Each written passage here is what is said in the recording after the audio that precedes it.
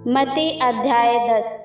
फिर उसने अपने 12 चेलों को पास बुलाकर उन्हें अशुद्ध आत्माओं पर अधिकार दिया कि उन्हें निकाले और सब प्रकार की बीमारियों और सब प्रकार की दुर्बलताओं को दूर करे। और 12 प्रेरितों के नाम ये हैं। पहला, शमौन जो पतरस कहलाता है, और उसका भाई अंद्रियास, जब्दी का पुत्र याकूब और उसका भाई यूहन्ना, फिलिपुस और बरतुल्मै, थोमा और महसूल लेने वाला मत्ती, हल्फई का पुत्र याकूब और तदे, शमौन कनानी और यहूदा इस्करियोती जिसने उसे पकड़वाया भी था। 12 को यीशु ने यह आज्ञा देकर भेजा कि अन्य जातियों की ओर न जाना और सामरियों के किसी नगर में प्रवेश न करना, परंतु इज़राइल के घराने ही के खोई हुई भेड़ों के पास जाना और चलते चलते प्रचार करते कहो कि स्वर्ग का राज्य निकट आ गया है। बीमारों को चंगा करो, मरे हुओं को जिलाओ, कोढ़ियों को शुद्ध करो, दुष्टात्माओं को निकालो। तुमने सेंत मेंत पाया है, सेंत मेंत दो।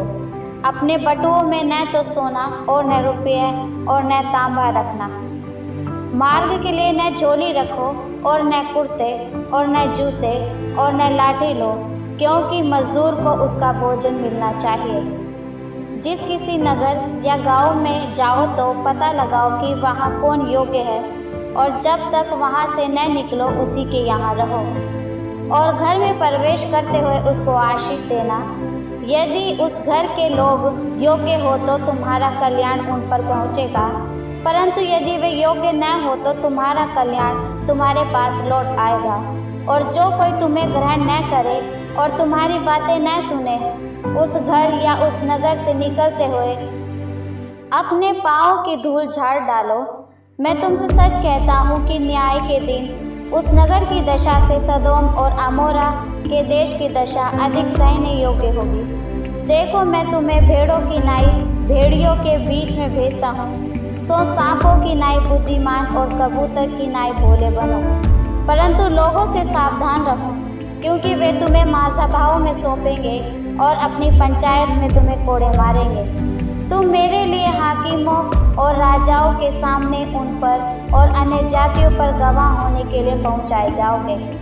जब वे तुम्हें पकड़वाएंगे तो यह चिंता न करना कि हम किसी रीति से या क्या कहेंगे, क्योंकि जो कुछ तुमको कहना होगा वह उसी घड़ी तुम्हें बता दिया जाएगा। क्योंकि बोलने वाले तुम नहीं, परंतु तुम्हारे पिता का आत्मा तुम में बोलता है। भाई भाई को और पिता पुत्र को घात के लिए सौंपेंगे, और लड़के वाले माता पिता के विरोध में उठकर उन्हें मरवा डालेंगे। मेरे नाम के कारण सब लोग तुमसे बैर करेंगे, पर जो अंत तक धीरज धरेगा उसी का उद्धार होगा। जब वे तुम्हें एक नगर में सताएं तो दूसरे को भाग जाना। मैं तुमसे सच कहता हूँ, तुम इज़राइल के सब नगरों में न फिर चुकोगे कि मनुष्य का पुत्र आ जाएगा। चेला अपने गुरु से बड़ा नहीं, और न दास अपने स्वामी से। चेले का गुरु के और दास का स्वामी के बराबर होना ही बहुत है। जब उन्होंने घर के स्वामी को शैतान कहा, तो उसके घर वालों को क्या न कहेंगे। सो उससे मत डरना, क्योंकि कुछ ढपा नहीं जो खोला ना जाएगा, और जो कुछ छिपा है जो जाना ना जाएगा। जो मैं तुमसे अंधियारे में कहता हूँ उसे उजाले में कहो, और जो कानों कान सुनते हो उससे कोठों पर से प्रचार करना।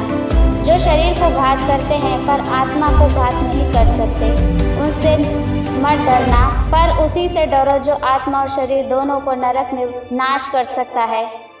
क्या पैसे में 2 गरैया नहीं बिकती, तो भी तुम्हारे पिता की इच्छा के बिना उनमें एक भी भूमि पर नहीं गिर सकती। तुम्हारे सिर के बाल भी सब गिने हुए हैं, इसलिए डरो नहीं, तुम बहुत गरैयों से बढ़कर हो। जो कोई मनुष्य के सामने मुझे मान लेगा, उसे मैं भी अपने स्वर्गीय पिता के सामने मानूंगा। पर जो कोई मनुष्य के सामने मेरा इनकार करेगा, उसे मैं भी अपने स्वर्गीय पिता के सामने इनकार करूंगा।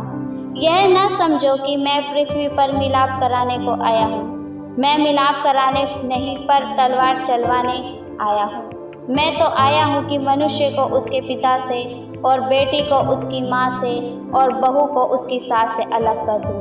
मनुष्य के बैरी उसके घर ही के लोग होंगे। जो माता या पिता को मुझसे अधिक प्रिय जानता है वह मेरे योग्य नहीं, पर जो बेटा या बेटी को मुझसे अधिक प्रिय जानता है वह मेरे योग्य नहीं। और जो अपना क्रूस लेकर मेरे पीछे न चले वह मेरे योग्य नहीं। जो अपने प्राण बचाता है वह उसे खोएगा, और जो मेरे कारण अपना प्राण खोता है वह उसे पाएगा।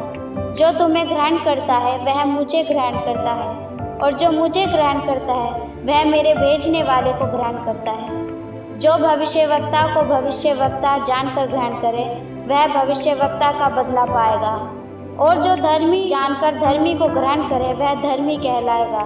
जो कोई इन छोटों में से एक को चेला जानकर केवल एक कटोरा ठंडा पानी पिलाए, मैं तुमसे सच कहता हूँ कि वह किसी रीति से अपना प्रतिफल न खोएगा।